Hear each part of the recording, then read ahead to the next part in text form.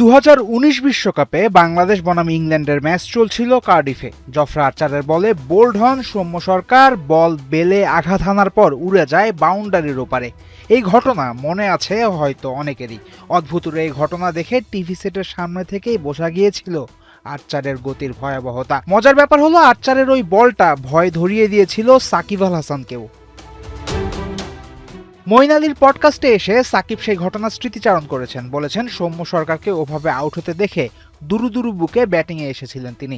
আর্চারকে face করার আগেই তাকে নিয়ে ভয় ধরেছিল মনে। গতি যে প্রতিপক্ষ ব্যাটারকে মানসিকভাবে দুর্বল করে তোলে, সেই শিক্ষাই দেয় আর্চার আর সাকিবের এই গল্পটা।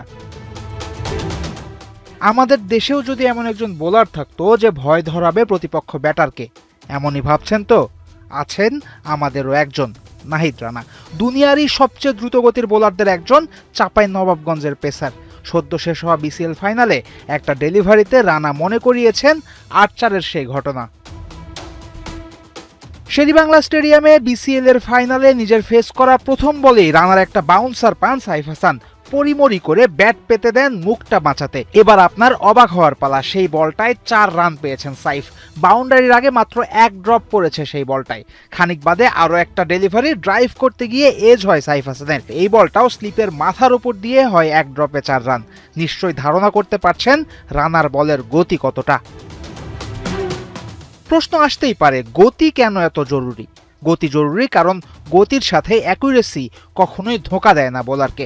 ভালো ব্যাটিং উইকেট অথবা কিছুটা স্লো উইকেট যেখানে বোলাররা করতে পারছেন না তেমন কিছু, সেখানেই পেসারের গতি ব্যাটারকে ভরকে দেয়, নতুন কিছু করতে বাধ্য করায়। ওয়ানডেতে উইকেট আসে এই উপায়েই।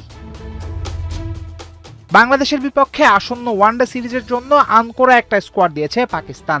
একেবারে অনভিজ্ঞ ক্রিকেটারদের বেশিরভাগেরই নেই আন্তর্জাতিক ক্রিকেট সম্পর্কে ধারণা। এই অনভিজ্ঞ ক্রিকেটারদের গতি দিয়েই দুমড়ে মুচড়ে দিতে চাইবেন রানা। তবেই আন্তর্জাতিক ওয়ানডেতে পায়ের নিচের মাটিটা শক্ত হবে তার। একই সাথে ইকোনমি রেট নিয়ে সামান্য সতর্ক থাকতে হবে এই পেসারের। তবেই রানা অংশ হতে পারবেন বাংলাদেশের 2027 বিশ্বকাপ প্ল্যানের। ফয়সাল হাবিব, 71।